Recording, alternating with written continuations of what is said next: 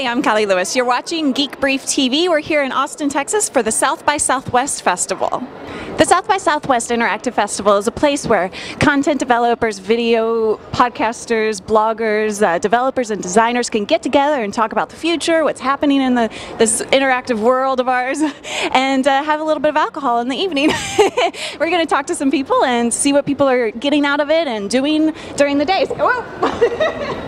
I'm here with Patrick Norton, and I can't believe I just met him for the first time yesterday from DLTV. I grew up watching you, so... You grew up. I'm old. She was 12 when she started watching. Oh man. I'm sorry. No, it's okay. But it's true. So what have you been doing? Of course. What have you been doing in South by Southwest? What have you been enjoying? Partially just being amazed because I've been hearing about South by Southwest. One of my first jobs is writing for music magazines, and so like South by Southwest was this sort of mythic festival, and I'm still going to be nowhere near the music part of it, which everybody tells me is too big and too crowded and too scary to go to anyway. Oh, really?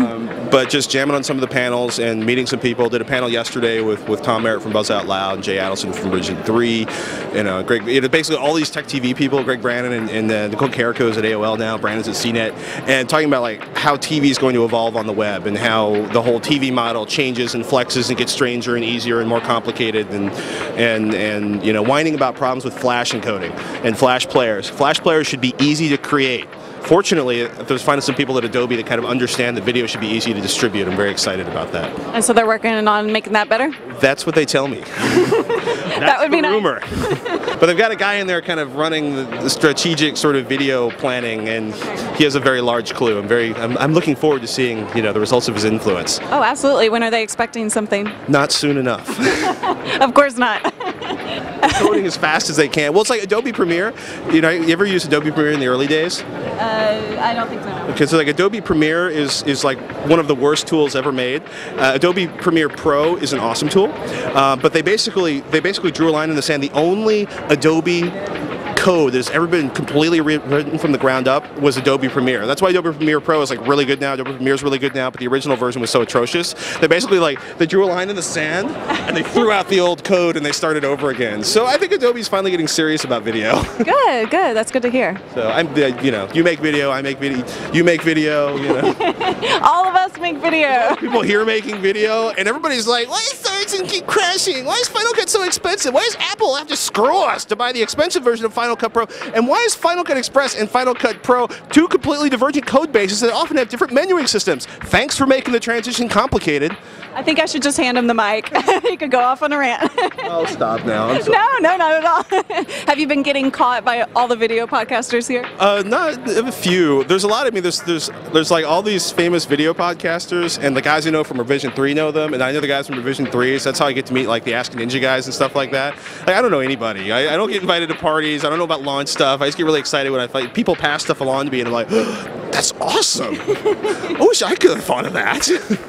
You know, and then executed it week after week. But that was cool. It was great hearing some of the guys on the panels talking about how they approach organizing this, and just stepping back and telling a lot of people in the audience, like, hey, you start something, you get it rolling. If it starts to take off, stop, pause, you know, take a look around you, find out, you know, do you need an accountant? Do you need to plan? Do you need to do a strategy? Do you have some horrible production system that is completely unsustainable if you're trying to do it week after week?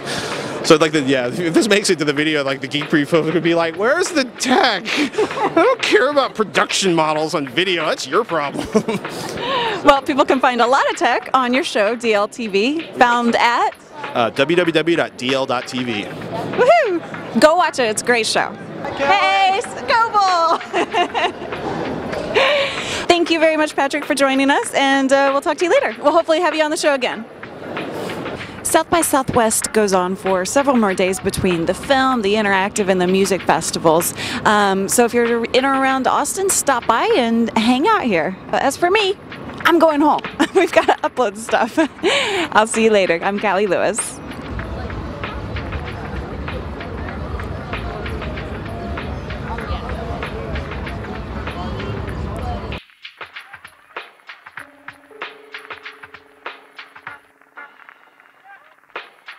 Should I try and walk over there?